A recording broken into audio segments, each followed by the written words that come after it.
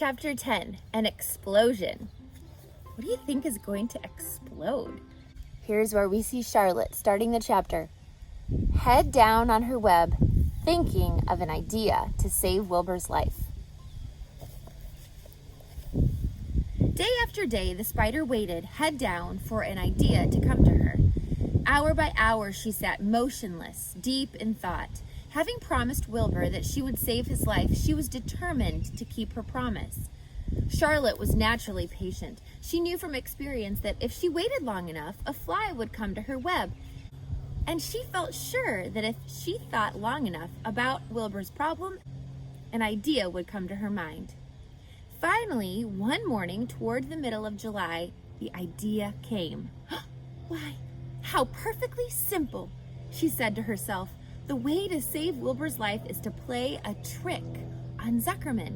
If I can fool a bug, thought Charlotte, I can surely fool a man. People are not as smart as bugs. Wilbur walked into his yard just at that moment. What you thinking about, Charlotte? He asked. I was just thinking, said the spider, that people are very gullible. What does gullible mean? Easy to fool, said Charlotte. That's a mercy, replied Wilbur, and he lay down in the shade of his fence and went fast to sleep. The spider, however, stayed wide awake, gazing affectionately at him and making plans for his future. Summer was half gone. She knew she didn't have much time. What do you think she doesn't have much time for? I'm wondering that. That morning, just as Wilbur fell asleep, Avery Arable wandered into Zuckerman's front yard, followed by Fern. Avery carried a live frog in his hand. Fern had a crown of daisies in her hair. The children ran for the kitchen. Just in time for a piece of blueberry pie, said Mrs. Zuckerman. Look at my frog, said Avery, placing the frog on the drain board and holding out his hand for pie. Take that thing out of here, said Mrs. Zuckerman. He's hot, said Fern. He's almost dead, that frog. He is not, said Avery. He lets me scratch him between the eyes. The frog jumped and landed in Mrs. Zuckerman's dishpan full of soapy water. You're getting your pie on you, said Fern. Can I look for eggs in the hen house, Aunt Edith? Run outdoors, both of you, and don't bother the hens. It's getting all over everything, shouted Fern. His pie is all over his front. Come on, frog, cried Avery. He scooped up his frog. The frog kicked, splashing soapy water onto the blueberry pie. Another crisis, groaned Fern. Let's swing in the swing, said Avery. The children ran to the barn. Mr. Zuckerman had the best swing in the country. It was a single long piece of heavy rope tied to the beam over the north doorway. At the bottom end of the rope was a fat knot to sit on. It was arranged so that you could swing without being pushed. You climbed a ladder to the hayloft. Then, holding the rope, you stood at the edge and looked down and were scared and dizzy. Then you straddled the knot so that it acted as a seat. Then you got up all your nerve, took a deep breath, and jumped. For a second, you seemed to be falling to the barn floor far below, but then suddenly the rope would begin to catch you, and you would sail through the barn door going a mile a minute with the wind whistling in your eyes and ears and hair. Then you would zoom upward into the sky and look up at the clouds, and the rope would twist, and you would twist and turn with the rope. Then you would drop down, down, down out of the sky and come sailing back into the barn, almost into the hayloft. Then sail out again, not quite so far this time. Then in again, not quite so high. Then out again, then in again, then out, then in. And then you'd jump off and fall down and let somebody else try it. Mothers for miles worried about Zuckerman's swing. They feared some child would fall off, but no child ever did. Children almost always hang onto things tighter than their parents think they will. Avery put the frog in his pocket and climbed to the hayloft. The last time I swang in this swing, I almost crashed into a barn swallow, he yelled. Take that frog out, Fern ordered. Avery straddled the rope and jumped. He sailed out through the door, frog and all, and into the sky, frog and all. Then he sailed back into the barn. Your tongue is purple, screamed Fern. So is yours, cried Avery, sailing out again with the frog. I have hay inside my dress. It itches, called Fern. Scratch it, yelled Avery as he sailed back. It's my turn, said Fern. Jump off.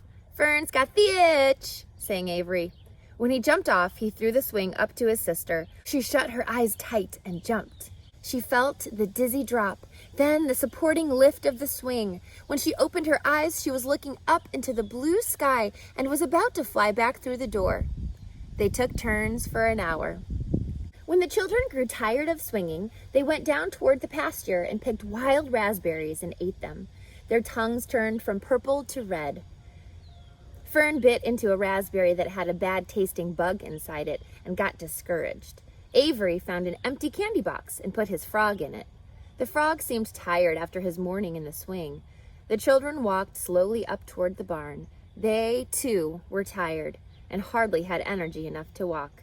"Let's build a treehouse," suggested Avery. "I want to live in a tree with my frog." "I'm going to visit Wilbur," Fern announced. They climbed the fence into the lane and walked lazily toward the pig pen. Wilbur heard them coming and got up. Avery noticed the spider web, and coming closer, he saw Charlotte. "Hey, look at that big spider," he said. "It's tremendous." "Leave it alone," commanded Fern. "You've got a frog. Isn't that enough?" "That's a fine spider, and I'm going to capture it," said Avery. He took the cover off the candy box. Then he picked up a stick. "I'm going to knock that old spider into this box," he said. Wilbur's heart almost stopped when he saw what was going on. This might be the end of Charlotte if the boy succeeded in catching her. "You stop it, Avery," cried Fern. Avery put one leg over the fence of the pig pen. He was just about to raise his stick to hit Charlotte when he lost his balance. He swayed and toppled and landed on the edge of Wilbur's trough. The trough tipped up and then came down with a slap. The goose egg was right underneath. Templeton's goose egg that he was saving was right underneath. What do you think happened when the trough hit the egg? The goose egg was right underneath. There was a dull explosion as the egg broke, and then a horrible smell. Fern screamed. Avery jumped to his feet. The air was filled with the terrible gases and smells from the rotten egg. Templeton, who'd been resting in his home, scuttled away into the barn. "Good night," screamed Avery. "Good night! What a stink! Let's get out of here." Fern was crying. She held her nose and ran toward the house. Avery ran after her, holding his nose. Charlotte felt greatly relieved to see him go. It had been a narrow escape. Later on that morning, the animals came up from the pasture: the sheep, the lambs, the gander, the goose, and the 7 goslings. There were many complaints about the awful smell, and Wilbur had to tell the story over and over again of how the arable boy had tried to capture Charlotte and how the smell of the broken egg drove him away just in time. "It was that rotten goose egg that saved Charlotte's life," said Wilbur. The goose was proud of her share in the adventure.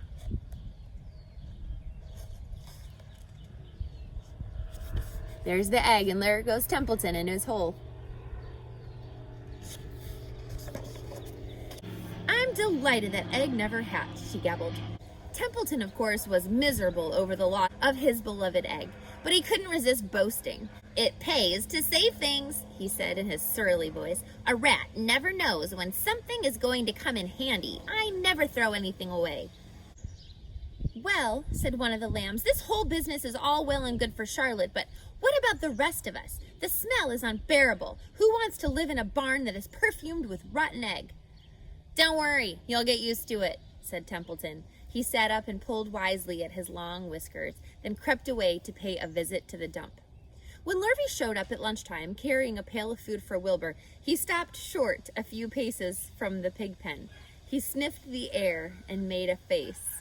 "What in thunder?" he said, setting the pail down. He picked up the stick that Avery had dropped and pried the trough up. "Rats," he said. "Whew! I might have known a rat would make a nest under this trough. How I hate a rat." And Lurvy dragged Wilbur's trough across the yard and kicked some dirt into the rat's nest, burying the broken egg and all Templeton's other possessions. Then he picked up the pail. Wilbur stood in the trough, drooling with hunger. Lurvy poured. The slops ran creamily down around the pig's eyes and ears. Wilbur grunted. He gulped and sucked and gulped, making swishing and swooshing noises, anxious to get everything at once. It was a delicious meal. Skim milk, wheat middlings, leftover pancakes, half a donut, the rind of a summer squash, 2 pieces of stale toast, a third of a ginger snap, a fishtail, 1 orange peel, several noodles from a noodle soup, the scum off a cup of cocoa, an ancient jelly roll, a strip of paper from the lining of the garbage pail, and a spoonful of raspberry jello. Wilbur ate heartily. He planned to leave half a noodle and a few drops of milk for Templeton. Then he remembered that the rat had been useful in saving Charlotte's life, and that Charlotte was trying to save his life, so he left a whole noodle instead of a half. Now that the broken egg was buried, the air cleared, and the barn smelled good again. The afternoon passed, and evening came. Shadows lengthened. The cool and kindly breath of evening entered through doors and windows. Astride her web, Charlotte sat moodily, eating a horsefly and thinking about the future. After a while, she bestirred herself. She descended to the center of the web, and there she began to cut some of her lines. She worked slowly and steadily while the other creatures drowsed. None of the others, not even the goose, noticed that she was at work. Deep in his soft bed, Wilbur snoozed. Over in their favorite corner, the goslings whistled a night song. Charlotte tore quite a section out of her web, leaving an open space in the middle. Then she started weaving something to take the place of the threads that she had removed. When Templeton got back from the dump around midnight, the spider was still at work. So we don't know exactly what she's doing yet, but she's using her web to do it. And we know she said she's going to trick Zuckerman. So whatever she's going to do to her web to help save Wilbur's life is going to be a trick somehow. Are you thinking about what that trick could be? Let's read chapter 11.